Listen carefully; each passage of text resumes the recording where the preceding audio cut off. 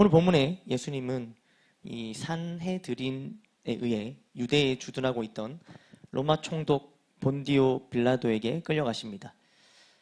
그러니까 로마법에 의해서 재판을 받기 위해서 끌려가고 계신 장면입니다. 그러니까 산헤드린은 유대교에서 입법, 사법을 담당하는 의회이자 법정입니다. 산헤드린이라는 곳은. 그러니까 유대인들의 의회, 유대인들의 법정. 그래서 거기서 산헤드린은 이미 예수님이 이 신성모독죄로 사형이 마땅하다는 의견 일치를 봤습니다. 그런 다음 다시 이 로마, 유대에 주둔한 로마 총독에게 예수님을 끌고 가고 있는 장면입니다. 그 이유는 로마는 산헤드린에게 이제 성전법을 위반했거나 음행이나 아니면 다른 중대한 종교적 범죄는 그들의 법에 따라 이 사형을 집행할 권한을 줬지만 그 외에 다른 범죄의 경우에는 로마가 직접 이 형을 집행해야 되는 거예요. 그러니까 지금 이 상황은 로마가 이 유대인들을 이제 통치하고 있는 이런 이제 상황인 겁니다. 그러니까 유대인들 위에 로마가 있는 거죠. 그러니까 뭐든 마음대로 할 수가 없는 상황입니다. 그래서 예수님의 경우 이 산헤드린 신문에서 그러니까 자기들끼리 그 안에서 이미 이 유대법에 따른 신성 모독죄로 정죄받은 것과 더불어 예수님이 거기서 이제 어떤 얘기를 하시냐면 내가 메시아다 이런 얘기를 하시는 거예요. 직접 내가 메시아다. 그러니까 이제 밝히신 거죠. 그 까닭에 예수님은 이 정치적인 죄목이 추가돼서 로마의 반역자라는 혐의를 피할 수 없게 되셨습니다. 그러니까 알고 그렇게 하신 거예요. 이에 산헤드린은 그를 빌라도에게 넘겨서 그러니까 로마의 반역자, 그러니까 시저, 그때 시저였는데 시저의 반역자로 재판받도록 한 것입니다. 그래서 1절에 보시면 이렇게 돼 있죠. 한번 읽어볼까요? 시작. 1절에 시작. 새벽에 즉시 장로들과 서기관들 곧 온 공회와 더불어 예수를 결박하여 끌고 가서 빌라도에게 넘겨주니 이렇게 되어 있습니다. 그러니까 새벽에 모였다 이렇게 표현하고 있습니다. 그것은 이전에 예수님을 신문할 때 그들이 이제 한밤중에 한 겁니다. 새벽에. 원래 새벽에 이렇게 하지 않습니다. 그러니까 이제 법을 집행하면서도 이제 불법으로 집행을 했던 겁니다. 그래서 이 아침 일찍 왜 다시 모았냐면 새벽에 이제 그 새벽에 불법적으로 이제 이루어졌던 그거를 이제 공식적으로 딱 확실하게 해야 되기 때문에 새벽에 모인 것입니다. 그래서 이제 빌라도에게 예수님을 넘기자. 이걸 공식적으로 우리 선언한다. 이렇게 된 거죠. 여기 이제 빌라도라는 인물이 등장합니다. 빌라도라는 인물은요, 우리가 신앙생활하면서 뭐 하나님, 예수님 다음으로 제일 많이 우리 입에 부르는 이름이 이 빌라도입니다. 왜 그렇습니까? 사도신경에 우리가 뭐라고 합니까? 본디오 빌라도에게 권한을 받았다. 그러니까 우리가 얼마나 이 빌라도의 이름을 외쳤는지 모릅니다. 그러니까 세상에서 어쩌면 세상에서 가장 불명예스러운 이름 뭘까요? 빌라도. 그렇죠? 그러니까 우리가 뭐 누구 이름을 지어도 빌라도라고는 절대 짓지 않습니다. 그러니까 이 빌라도는 누구냐면 이 주후 26년에서 37년, 그러니까 예수님이 가장 이 왕성하게 활동하셨던 그 시기죠. 그때 이 유대 지역에 부임했던 로마 총독입니다. 로마 총독. 이제 원래 이 총독의 관저, 그러니까 총독이 사는 곳은 가이사라라는 지역에 있었지만 이제 유대 절기 기간에는 종종 이렇게 소요 사태가 일어나기 때문에 이제 예루살렘에 이렇게 특별 감시하러 군인들 데리고 옵니다. 그래서 헤롯 궁에서 머무르는 거죠. 이제 헤롯은 또 누구냐? 헤롯은 로마가 세워놓은 유대의 왕입니다. 어떻게 보면 약간 허수아비 같은 왕인 거죠. 유대라는 한 나라를 자기들이 다스리고 있으면서도 거기에 왕을 세우는데 누가 세워요? 로마가 세우는 거예요. 그러니까 이 헤롯은 왕이고 이 빌라도는 총독이지만 로마 총독이니까 이렇게 헤롯 왕이 있는 곳에도 얼마든지 들어갈 수 있는 겁니다. 지금 이 시기도 그랬던 겁니다. 대제사장들이 예수님을 빌라도에게 끌고 갈 수 있었던 그 배경은 그때가 바로 이 빌라도가 예루살렘에 머무르고 있었던 이 유월절 기간이었기 때문입니다. 예수님은 결박된 채 끌려가십니다. 오늘 말씀대로 보면 이렇게 됐죠? 1절에 보시면 예수를 결박하여 끌고 가서 빌라도에게 넘겨주니 이렇게 되어 있습니다. 결박하여 끌고 가서 넘겨주니. 그러니까 제일 처음에 누가 예수님을 넘겨줍니까? 가룟 유다가 예수님을 대제사장들에게 넘겨줍니다. 이 대제사장들은 같은 유대인입니다. 그러니까 가룟 유다가 대제사장들에게 예수님을 넘겨주고 그 대제사장들은 또 오늘 본문에 어떻게 하고 있습니까? 예수님을 빌라도에게 넘기고 있는 장면이에요. 그러니까 예수님이 가룟 유다에 의해서 대제사장들에게, 대제사장들에 의해서 빌라도에게 이렇게 저렇게 끌려가고 계시는 장면이에요. 그러니까 이런 모습은 어떻습니까? 우리가 이때까지 봤던 예수님의 모습을 볼 때 예수님은 귀신을 꾸짖고 또 쫓아내시고 또 파도도 잠잠케 하시고 또 무리를 걸으시기까지 했던 분이 바로 예수님이에요. 그런데 그런 예수님의 모습과 우리가 오늘 본문에 나오는 이 예수님의 모습은 상당히 좀 낯설고 대조되는 장면입니다. 원래 예수님 하면 어떻습니까? 능동적이고 아주 적극적이고 이런 분이 예수님이에요. 근데 지금은 어떻습니까? 아주 무기력해 보입니다. 그냥 이렇게 끌려. 우리는 이 전체를 알고 있듯이 말씀을 통해서 이 순간 하나님의 뜻과 하나님의 말씀이 성취되는 중이라는 겁니다. 예수님을 향한 하나님의 뜻은 예수님이 가장 이 무력해진 신, 정말 이것보다 어떻게 더 무력할 수 있을까 하는 이 시기에도 하나님의 뜻은 이루어지고 있는 중입니다. 이 빌라도는 이제 자기 앞에 예수님이 왔기 때문에 예수님을 신문해요. 어떻게 보면은 2절 보실까요? 이렇게 묻고 있습니다. 읽어볼까요? 2절 시작.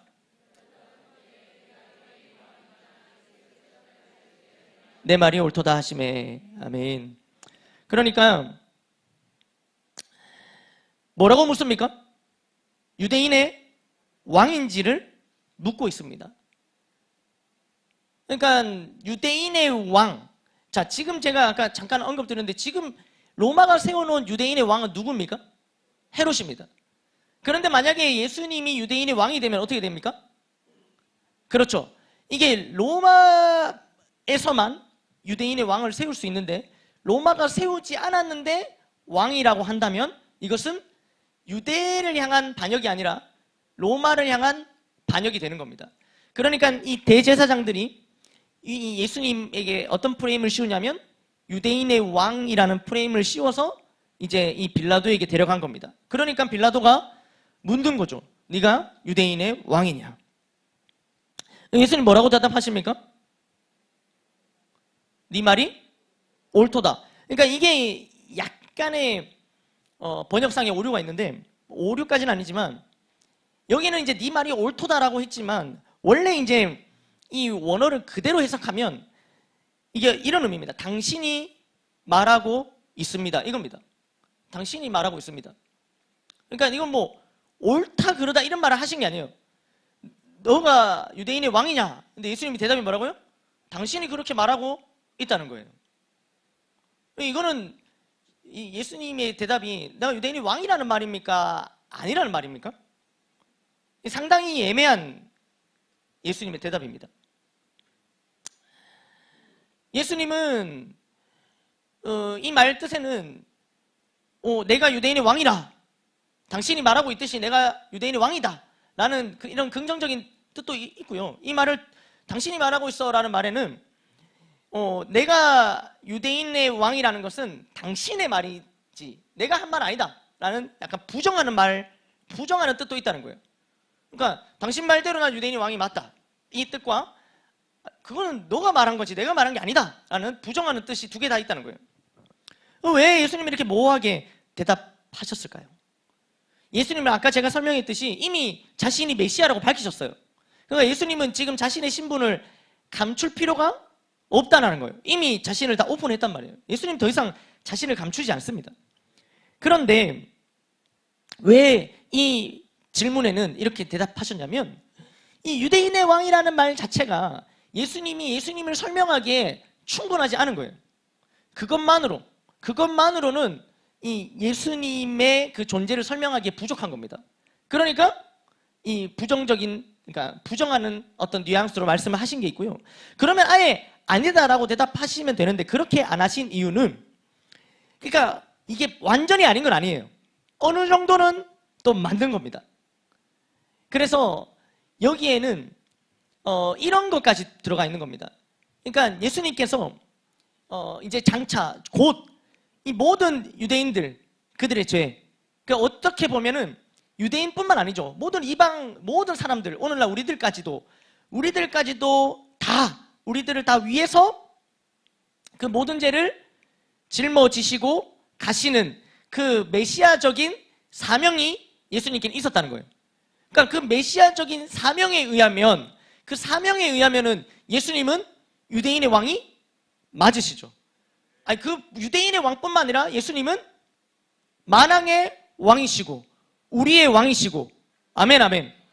그러니까 이 말로 예수님을 표현하기가 충분하지는 않고, 그렇다고 아니지는 않았기 때문에 그 질문 앞에 당신이 말하고 있다라고 이렇게 대답을 하셨던 겁니다.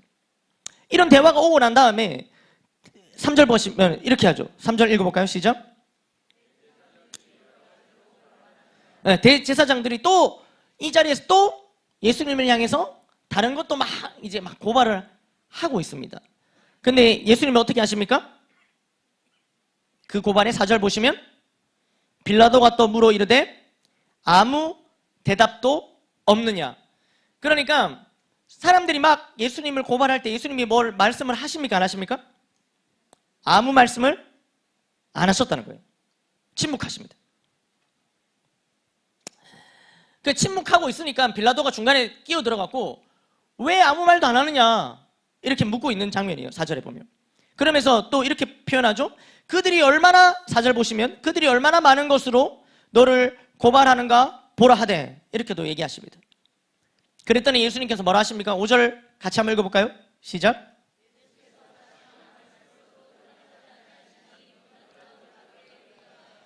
빌라도가 중간에 와서 또 왜 아무 말도 안 하느냐라고 묻는 그 질문에도 예수님은 아무 말씀 안 하고 계십니다. 대제사장들의 고소에 예수님이 침묵하시고요. 빌라도가 중간에 개입해서 물어도 예수님은 침묵하십니다. 왜 예수님은 침묵하셨을까요? 게다가 이 예수님의 침묵에 빌라도의 태도는 뭡니까? 놀라워했다는 거예요. 놀라워했다. 왜 놀랍습니까? 보통은 우리가 이런 재판이 이루어지면 어떻습니까? 최후 변론이라는 게 있지 않습니까? 최후 변론을 합니다. 누구나 거기서 자기가 자신을 변론할 수 있는 기회를 줍니다. 어떻게 보면 빌라도도 지금은 이 순간은 총독이면서 재판장으로서 예수님께 이 최후의 변론할 기회를 주고 있는 거예요. 말을 하라고. 그런데도 안 하는 겁니다. 우리가 보통 보면은 이 모든 것들이 예를 들어 예수님이 실제로 반역을 했을지라도 이런 재판장에서는 예를 들면 반역을 할 수밖에 없었던 이유라든가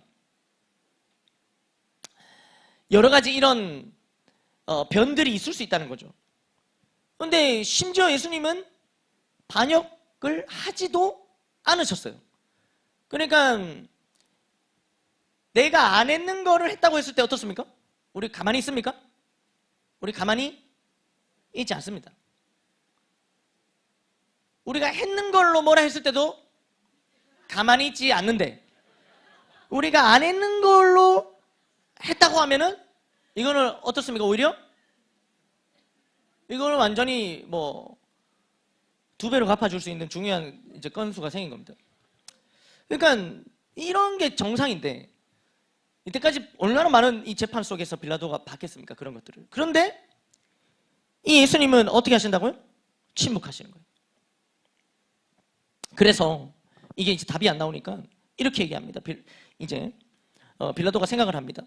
6절에 보시면 이렇게 돼 있죠. 명절이 되면 백성들이 요구하는 대로 죄수한 사람을 놓아주는 전례가 있더니, 우리로 치면 광복절 특사.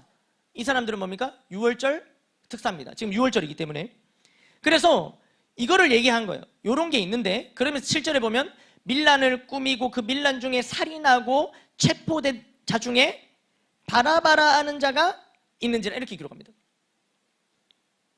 그러니까 이제 이 빌라도가 예수님이 분명히 아는 거예요. 그러니까 10절에 보면 이렇게 돼 있죠. 10절에 보면 이는 그가 대제사장들이 시기로 예수를 넘겨준 줄 알미러라. 그러니까 예수님이 죄가 있어서 여기 온 게 아니라 예수님을 왜 오셨어요 여기? 대제사장들이 예수님을 시기했기 때문에 예수님이 자기 앞에 있다는 걸 누가 알아요 몰라요? 이 빌라도가 알았다는 거예요. 그러니까 알고 나니까 알기 때문에 이 아무것도 없는 이 예수님에게 자기가 이 뭔가를 판결을 내릴 수가 없는 거예요. 그런데 지금 자꾸 판결을 내려달라 하니 그러면 이 유월절 특사 제도를 얘기하면서 그러면 유월절 특사라는 게 있는데 한 사람을 풀어주면 어떻겠노? 그러면서 두 명을 이제 후보로 세우죠. 한 명은 바라바, 한 명은 예수님 이렇게 세우는 거예요. 근데 그 속에 그러니까 빌라도가 그렇게 질문한 것 자체가 이렇게 물으면 백성들이 누구라고 대답할 거라고 예상했을까요? 그렇죠. 예수님이라고 대답할 것을 예상했어요. 왜냐하면 이 10절 말씀에 예수님이 왜 잡혀왔다고 생각한 거예요? 대제사장들의 시기 때문이에요. 대제사장들은 지도층이에요. 그러니까 지도층들의 시기 때문에 왔기 때문에 이 무리들은 누구를 따른다고 생각했을까요? 예수님을 따른다고 생각했어요. 그도 그럴 것이 불과 얼마 전에 예수님이 예루살렘 입성할 때 얼마나 많은 무리들이 호산나 다윗의 자손이시여 하면서 예수님을 따랐습니까? 그걸 다 보고 알고 있어요. 그래서 이 종교 지도자들, 이 대제사장들은 비록 그러할지라도 이 무리들은 분명히 예수님이라고 얘기하지 않을까 싶어서 무리들에게 물었다라는 거죠. 그런데 이 중요한 결정 아니겠습니까? 중요한 결정. 그러니까 한 사람의 재판을 결정하는, 그러니까 이 판사가 이제 모든 정황을 듣고 판결을 내려야 되는데 판결을 안 내리고 갑자기 배심원들에게 자 의견 한번 내봅시다. 어떻게 하면 좋을까? 이렇게 하고 있는 거예요. 그러니까 배심원도 아니죠. 그냥 온 무리들한테 이 중요한 판결, 어떻게 보면 한 사람을 죽이느냐 살리느냐 하는 판결을 지금 무리들한테 묻고 있습니다. 왜 그럴까요? 이 대제사장, 이 총독이었던 빌라도가 좀 우유부단한 성격이었을까요? 그러나 앞에 이 빌라도에 대한 다른 기록들을 보면요, 빌라도는 그런 인물이 아닙니다. 빌라도가 어떤 이전에 일들을 했는지 한번 보시면 이렇습니다.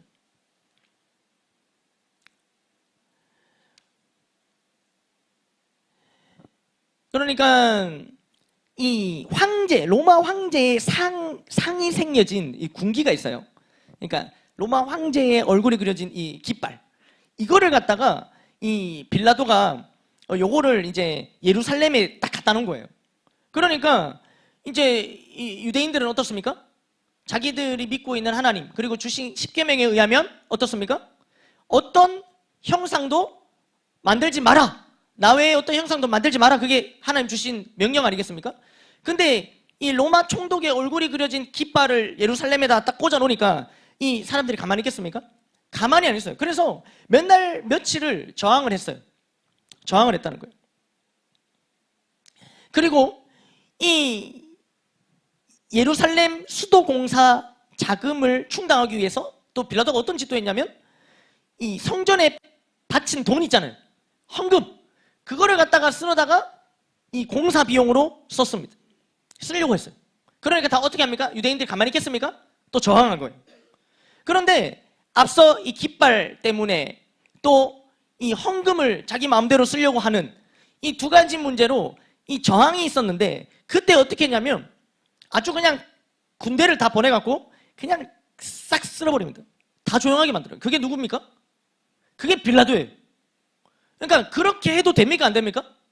그러니까 우리는 안 돼요 이렇게 하지만 우리가 지금 이 역사적인 정황상 그렇게 해도 돼요 안 돼요? 되죠. 그러니까 자기들이 위에 있고 어차피 내가 다스리는 나라 속국이잖아요. 그러니까 이 마음대로 해도 된다는 거예요. 그러니까 뭐 이렇게 그들이 뭐 깃발 치워달라 이렇게 얘기하고 왜 우리 헌금을 네 마음대로 쓰냐 뭐 이렇게 얘기를 해도 그거 묵살할 수 있는 겁니다. 그리고 빌라도는 실제로 군인들을 보내서 그들에게 칼로 그들을 본보기로 몇 명을 죽이면서 자기 뜻대로 했던 게 빌라도예요. 그러니까 뭐 백성들이 뭐 예수님을 뭐 십자가에 못 박거라 뭐 이렇게 하든 말든 그걸 그들한테 묻지 않아도 원래 자기가 뜻하는 바가 있으면 하는 인물이 바로 이 빌라도였다는 거예요. 원래 뭐 우유부단해서 이런 거 난 뭐 잘 선택 못해 이런 게 아닙니다. 빌라도는.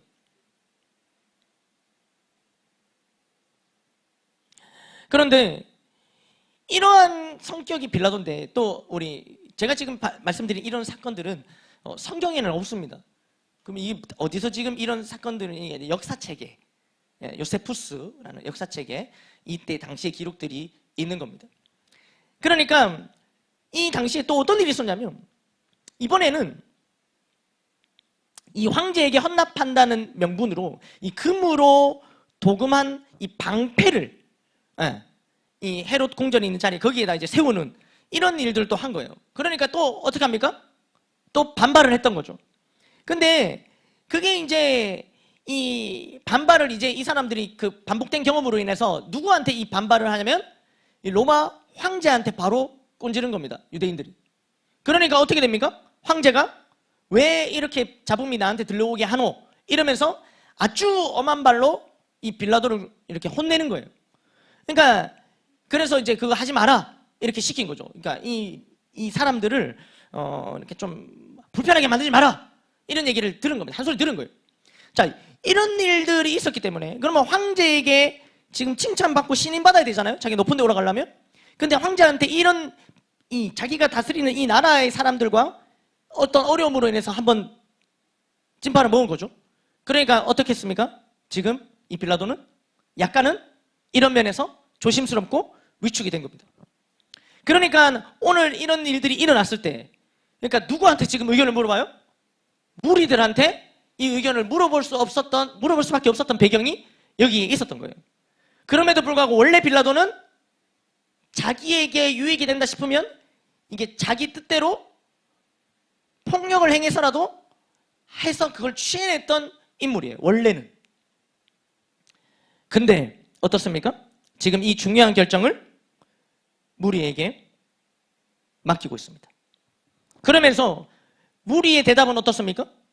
11절에 보면 어떻게 합니까? 무리들의 대답이 있기 전에 11절 보시면 대제사장들이 무리를 충동하여 도리어 바라바를 놓아달라 하게 하니. 그러니까 이 질문을 했을 때 무리들이 답하기 전에 이미 사전에 어떤 작업이 있어요?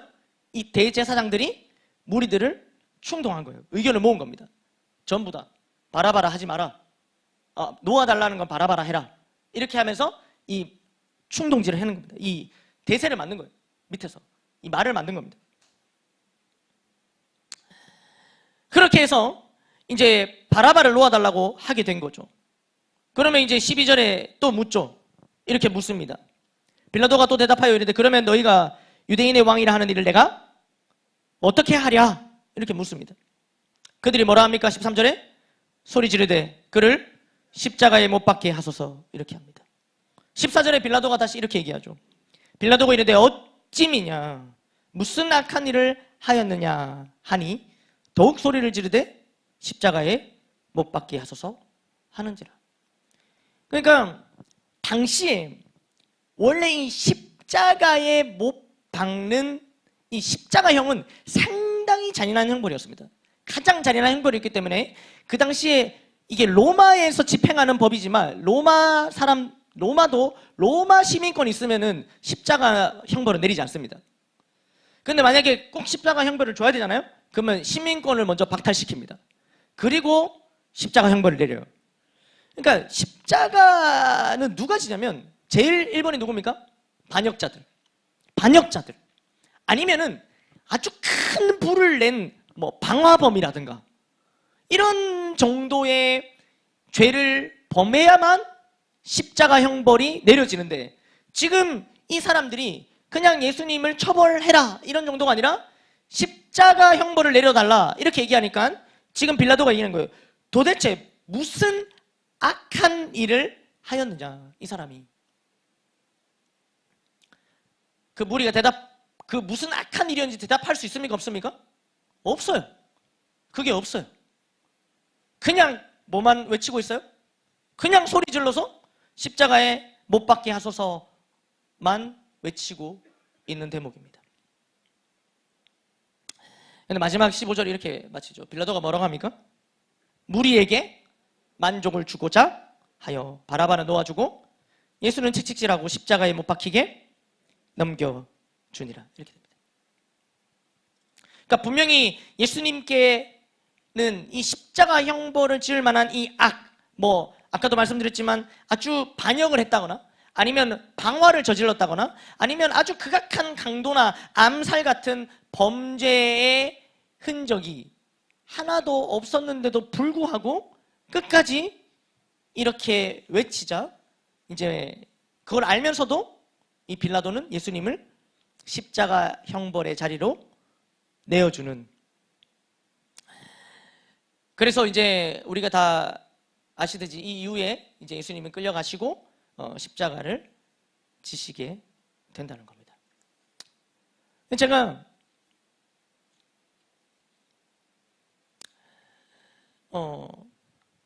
이 본문을 이렇게 생각하면서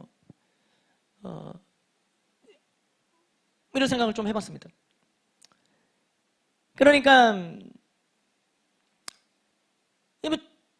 두 사람의 침묵이 나옵니다. 하나는 빌라도의 침묵, 그리고 하나는 예수님의 침묵입니다. 그러니까 빌라도도 알고 있었어요? 몰랐어요? 다 알고 있었어요. 이게 대제사장들의 시기로 인해서 예수님이 오셨고 예수님께는 십자가 형벌을 질 만한 어떤 악도 없다는 것까지 알고 있었어요. 그런데 거기에 대해서 아무 말도 하지 않고 그저 바라바를 놓아주고 예수님을 십자가의 자리로 또 내어주는.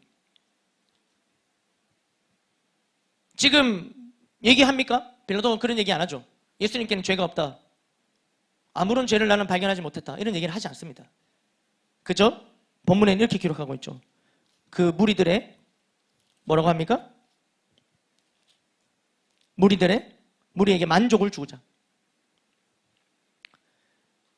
그런데 또 한켠에 또 누가 침묵하고 계십니까? 예수님도 침묵하시는 거예요.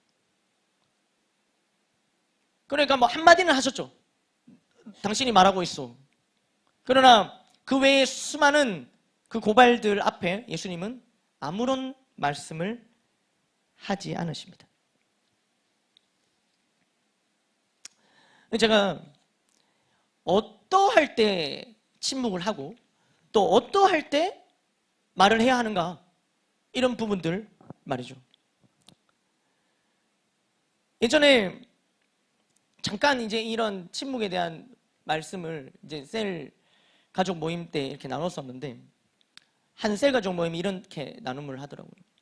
원래 오늘 일이 되게 늦게 마쳤다는 겁니다. 오늘 일이 되게 늦게 마쳐갖고, 그래서 저녁도 못 먹었고 늦게 마쳐서, 그래서 이제 어떻게 하면 됩니까? 그럴 때 제일 좋은 거는 셀 리더에게 전화해서 뭐라고 연락하면 됩니까? 아, 오늘 늦게 마쳤고 이래갖고 좀 오늘 참석이 힘들 것 같습니다, 이렇게 얘기를 하잖아요, 보통. 여러분 그렇게 얘기 안 하십니까? 뭐 히스토리 쌤에 이렇게 얘기합니까? 문제가 있는데. 그렇다면 뭐. 그런데 그분이 그런 얘기를 하는 거예요. 그 얘기를 너무 하고 싶으면 막 목까지 이렇게 올라왔는데 빨리 이 햄버거 집 가서 햄버거로 자기 입을 틀어막았다는 거예요. 그 말을 하고 싶은데. 그래서 햄버거를 입에 틀어막고 침묵하면서 셀가족 모임에 왔습니다, 이런 얘기를 하는 거예요. 참 이게 감동이 됐습니다. 그러니까 이때는 뭡니까?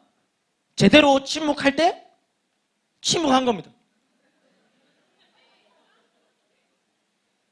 그러니까 그러나 대부분의 경우 우리가 침묵해야 할 때와 또 침묵하지 않아야 할 때를 조금은 혼동하거나 아니면 좀 반대로 하는 경우들을 많이 보게 됩니다.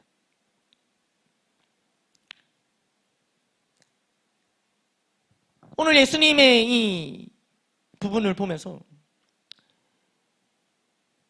침묵해서는 안 될 때가 있다는 것도 보게 됩니다. 우리가 빌라도를 보면. 그렇죠. 분명히 예수님의 무죄를 알고 있지 않습니까? 우리가 누군가의 유죄에 대해서는 얼마나 쉽게 얘기합니까? 누군가의 잘못이나 누군가가 뭐 잘못한 이런 데에 대해서는 웬만하면 침묵하지 않습니다. 그런데 이 경우 분명히 예수님의 무죄 이것을 알고 있는데 그러나 침묵합니다. 왜 그럴까요? 괜히 엮이는 게 싫은 거죠. 지금 이 대목에서는요, 어떤 진실, 진리보다 뭐가 남아있냐면 정치밖에 없습니다. 자신의 이익을 위해서라면 적극적으로 말을 하지만 그것과 무관할 때는 침묵합니다. 빌라도는 자신의 이익이나 자신의 뜻을 관철시키려고 할 때는 말이 아니라 폭력까지 써가면서 더 적극적인 말인 거죠. 그렇게도 할 수 있었던 것이 빌라도이지만 그러나 자신의 이익과 아무런 무관한 이 일 가운데는 철저하게 침묵하고 있습니다.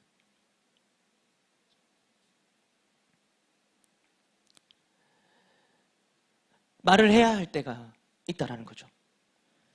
특히 우리는 어떤 걸 알고 있습니까? 복음이면 인생의 모든 문제를 해결할 수 있다는 사실을 우리는 알고 있지 않습니까? 그러니까 참 행복의 길을 우리는 알고 있지 않습니까? 그런데 이걸 아는데도 때로는 우리가 이걸 침묵합니다. 이걸 침묵하는 거예요. 분명히 내 앞에 놓여있는 이 사람의 문제도 우리가 알고 있는 바, 우리가 믿고 있는 바, 내가 알고 있는 이 복음이면 해결할 수 있고 역전될 수 있다는 것을 알면서도 우리가 이게 잘 침묵하는 경우가 있다는 거죠. 우리 주변에 그 많은 사람들과의 상황 속에서 말이야. 이게 그렇지 않을 때도 있잖아요. 이런 경우도 있습니다. 내가 내 자신을 향해서도 마찬가지인 거예요. 우리가 분명히 복음이면은 된다. 그리고 이미 우리 인생의 과거, 현재, 미래 모든 문제가 해결되었다. 라는 말씀, 이 복음의 진리를 우리는 듣고 믿고 따르면서도 우리가 우리 자신에게 침묵하는 거예요. 아니라고. 그렇지 않다고 침묵합니다. 그래서 이런 침묵 가운데 우리 주변에 있는 사람들 뿐만 아니라 그냥 나 자신을 향해서도 이게 내버려 둬지는 겁니다. 어떻게 해야 됩니까? 이럴 때는 침묵이 아니라 말해야 합니다. 선포해야 됩니다. 그 선포로 누군가가 살아날 수 있다면 선포해야 합니다.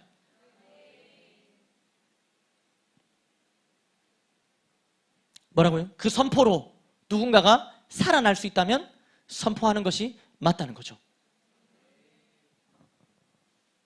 또 침묵해야 할 때는 침묵해야 됩니다. 그러나 이 막연한 침묵은 우리를 더 병들게 합니다. 어떻습니까? 부부간에 아무 말 안 하고 참고 있으면은 해결이 됩니까? 예전에 어떤 봤던 영상에 그런 것들이 있더라고요.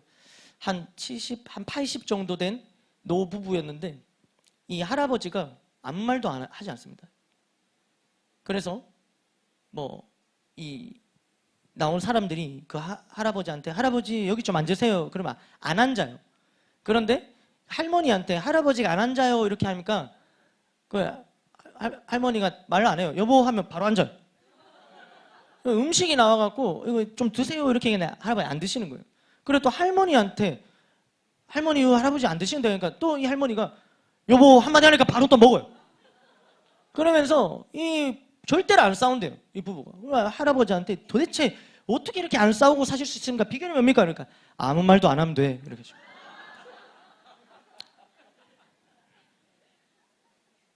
그런데 그러니까 그러한 침묵이 그럼 완전한 해결책일까? 그렇지 않죠. 우린 되게 그렇게 침묵을 한다기보다는 마치 기를 모으고 있는 듯한, 그래서 이 기가 다 모이면 발사가 되는 듯한, 그것은 침묵이 아니라 더 큰 발사를 위한 어떤 준비 과정과 같은. 그래서 그러한 침묵을 말씀드리는 것이 아니란 겁니다. 그냥 뭐 맹목적인 침묵, 그런 말씀을 드리는 것이 아닙니다. 오늘 예수님이 어떻게 하면 침묵하셨는지, 예수님은 이 끌려가시기 전에 뭘 하셨습니까? 기도하셨습니다. 예수님은 하나님 앞에 다 쏟아내셨습니다. 심지어 이 십자가가 너무 지기 싫어서 하나님 이거 지기 싫어요, 너무나도 간절하고 솔직하게 쏟아내셨어요. 그 과정이 있었기 때문에 오늘 우리가 보는 이 대목에서 예수님은 침묵하실 수 있었던 것입니다.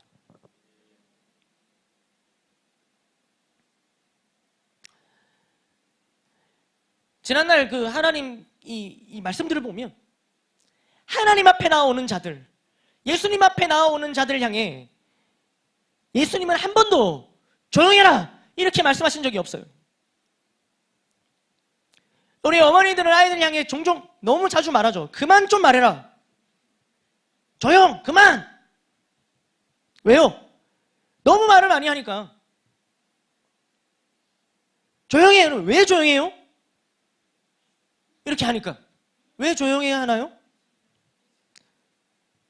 그냥 시끄러우니까. 왜 시끄럽나요? 이렇게 하니까.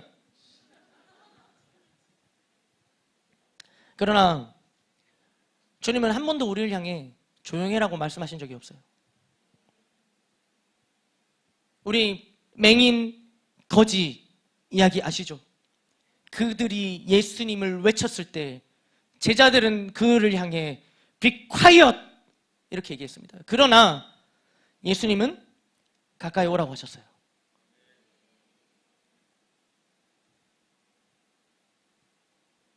하나님은 우리에게 주신 말씀은 너는 제발 입 다물어라가 아니라 너는 내게 부르짖으라고 말씀하셨습니다.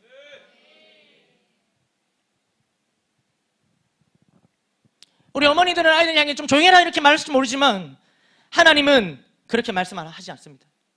언제든지 얼마든지 하나님은 밤새 졸지도 주무시지도 않고 우리의 기도에 귀 기울이고 계십니다. 그래서 오늘 이 시간은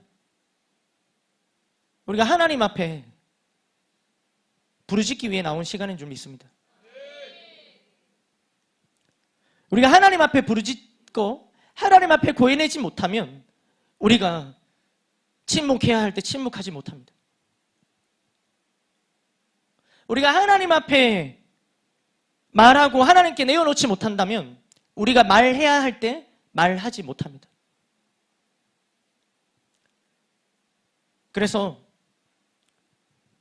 오늘 이 시간 그 무엇이 되었던 간에 하나님, 우리의 말로 누군가가 죽는다면 그 말은 침묵하는 게 맞죠.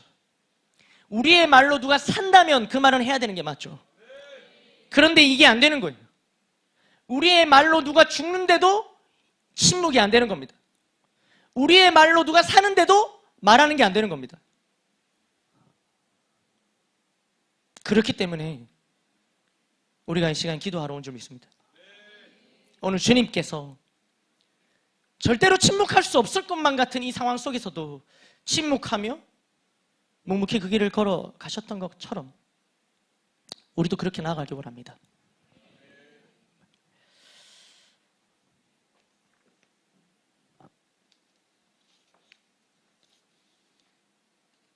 그래서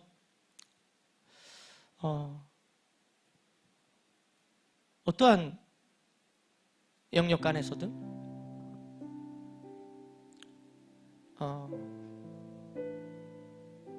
이 시간에 주시는 말씀을 붙들고 또 의지하고, 그래서 남김없이 하나님께 토해내는 시간이 되기를 주님의 이름으로 축복합니다. 그리하여 우리의 침묵으로 누군가가 살고 우리의 선포로 누군가가 살아나는 놀라운 역사가 많이 일어나기를 주님의 이름으로 축복합니다. 모든 영광 하나님께 올려드리겠습니다.